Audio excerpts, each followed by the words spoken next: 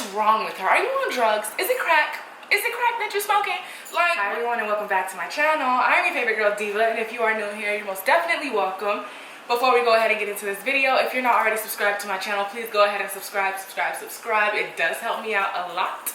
Today we are getting into the Real Housewives of Salt Lake City, and I'm very excited. I haven't reviewed like any of the episodes because I wanted to see if I actually liked this show and if it was even interesting, but I do like it. Can't stand Miss Mary M. Cosby.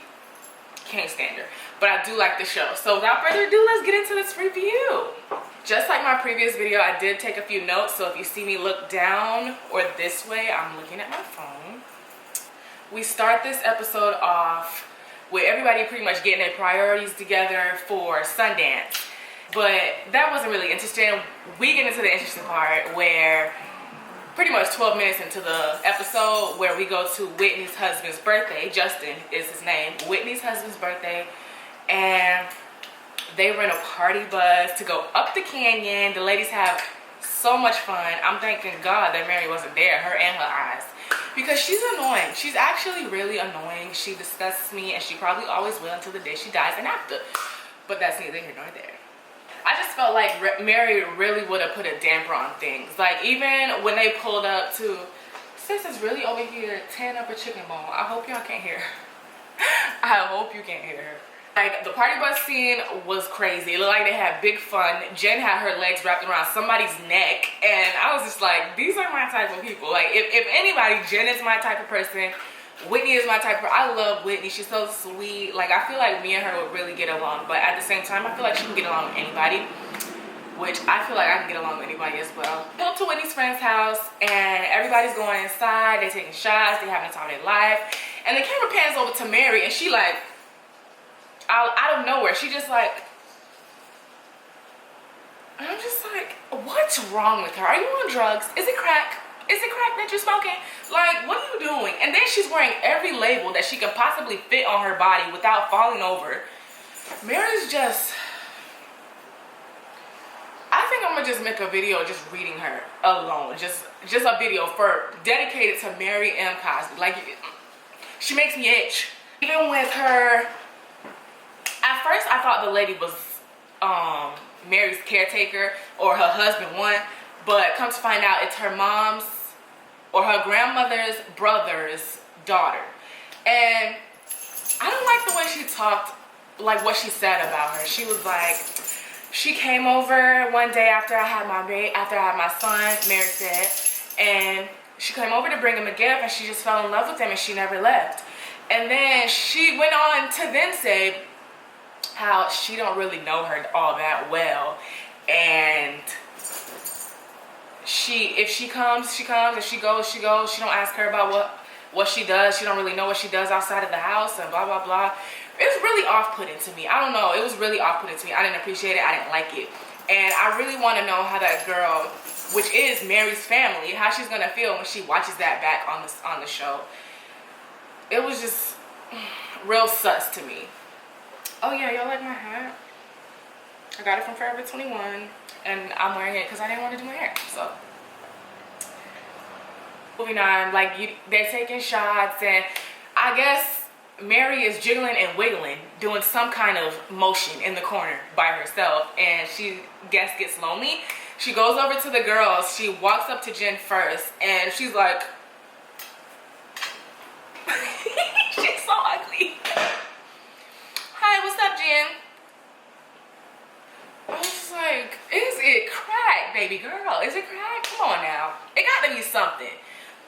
For you to walk up to somebody, slither up to somebody with your snake lips.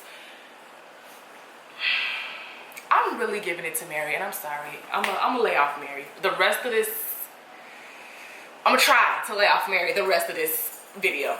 But she walks up to Jen, and she's like, what's up, girl? Pretty much acting like she just dug her the episode before, and before that, and before that. Like, people like you need to be popped. And it shows that she has not been popped. If she has been popped, she ain't been popped the right way or hard enough. Like, you don't walk up to somebody that you really have an issue with, talking about, hey girl, unless you're looking for problems. But I'm glad they resolved whatever, even though they were literally saying, oh, you fake. Mary was calling her fake. Jen did call her a grandfather plucker. And I will give her that she was drinking. So she probably don't remember that she said that.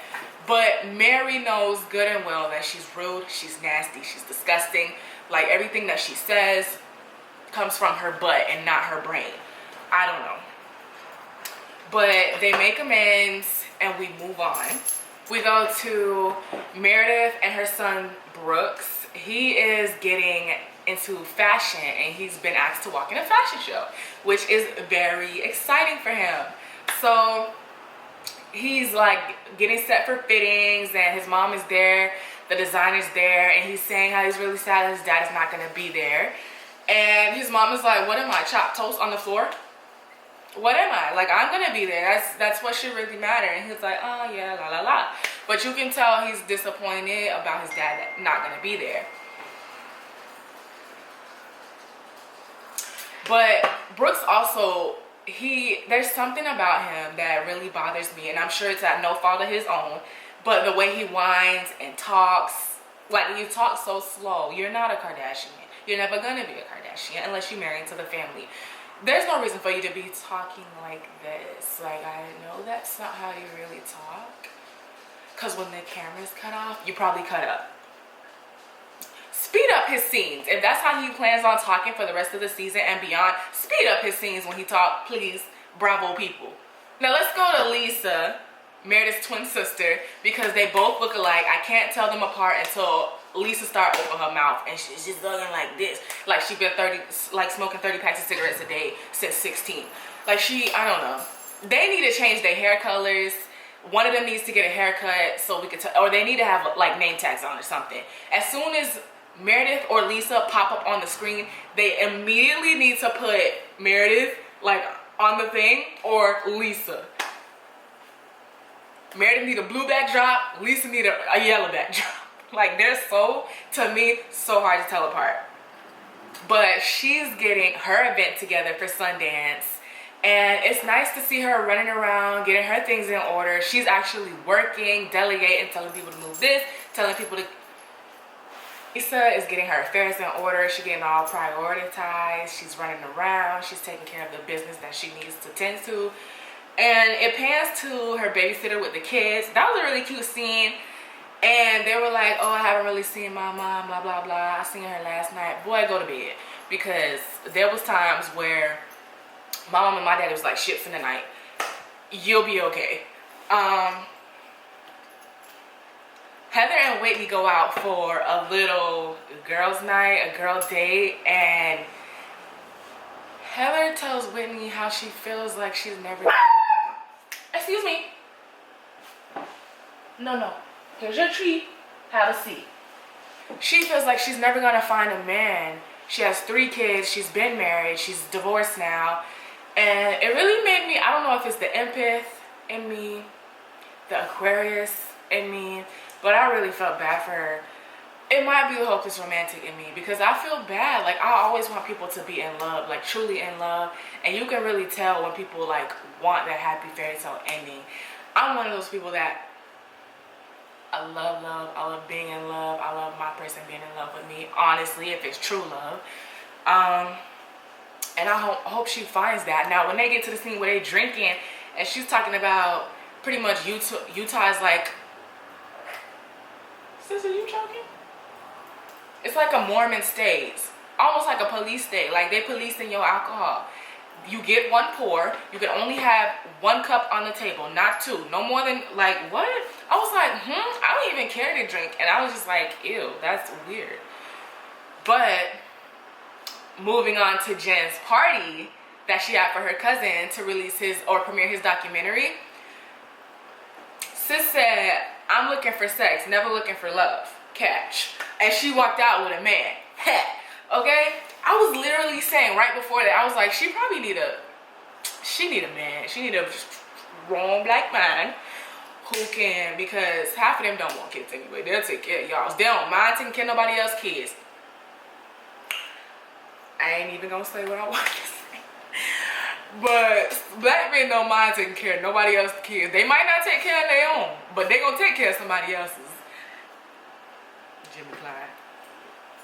I feel like I can really resonate, or I can relate with what Heather said when she was saying how she married for religion and opportunity. I feel like as a girl, we're born and bred to cook, clean, take care of these children, and take care of that man. Praise the Lord. Like, all together. And where does that leave room for us? Like, where does that leave room for yourself? Nowhere. But she's saying she wished she she didn't get a chance to be single when she was young. The first person she dated was the first person she married, and that was the first person that she also lost her virginity to. And I feel like being raised up in the church, you're not allowed to date. You're not allowed to stick around. Like, you're literally not allowed to do anything. I felt like I was on, like, house arrest. That's a whole other thing on its own. Like, I really felt what she said. I know a lot of people can, like, get with what she said. But Whitney was right when she was like, you're going to find somebody. Just keep being yourself. Keep putting yourself out there. And that's true. Be yourself. You will find somebody that is for you. Somebody will come to you that is for you. They need to love you for who you are. And I feel like everybody deserves a happy ending. Everybody deserves the fairy tale. Unless you're a rapist, serial killer, cheater, child molester, or, you know, somebody who don't take care of your kids. You don't deserve nothing but hell. Hell. Go there. Move around, park your car, and walk off a cliff. We then go to the day of Brooks's fashion show. And he was so unorganized. If this is something that's as important to you as you say it is, you should have been ready the night before, if not the week before. You should have had your shoes laid out, your socks, which apparently you couldn't find, your hair should have been done, your makeup team should have been at the house. You should have been on time at that. That's, I feel like, real rich problems, like real rich bitch problems. You are and have been awaiting this opportunity. Somebody is giving you this opportunity and you fumbling the ball. I'm pretty sure he didn't mean to, but at the same time, there was no, ooh, this is my job. This is what I really want to do. I need to focus and like da da da. This was, oh my gosh, I'm walking in my first fashion show and I'm really excited, but you know, other opportunities will come because they will. Like, this is not going to be his first and or last opportunity to do something that he wants to do. He's like that and not like that. Come on, Funky Daddy. But anyways, let's see. That's pretty much how they closed out the episode. We didn't get to see him walk as far as I know, or as far as I saw, but we did see that his dad, even though Seth couldn't be there, he sent a really nice message to him, like a video message saying how he was so proud of him. He wants you to kill it. He loves you, la la la la la. And his mom was like, oh, that's so cute. And he was like, yeah, but he still should have been here. But I guess nobody cares about me. Like, but shit, is it really that deep, you think? You think it's that deep? You think he's not coming to piss you off? Like, he's purposely doing this to upset you? No, that's not the case. His mom then goes onto her confessional and cries crocodile tears, which I believe, because he's old enough to know, like, hey, as he can see, this is what me and Dad are going through right now. Dad wants to be here, but I asked for space. You can understand it or you cannot understand it, but at least she's leaving the line of communication open with him. But that is my review for, I think this was the 6th episode of The Real Housewives of Salt Lake City. I appreciate you guys for watching my video. I know it was quick. I know I was probably all over the place, but I will get better with time. Thank you so much for watching this video, and if you stayed to the end, leave a piece of slice in the comments. I appreciate each and every one of you. As I always say, please don't forget to like, comment, and subscribe on my video. Wait, no, subscribe to my channel, like my video, and make sure you comment. Let me know what videos you want to see from me next. And I will see you guys in the next one.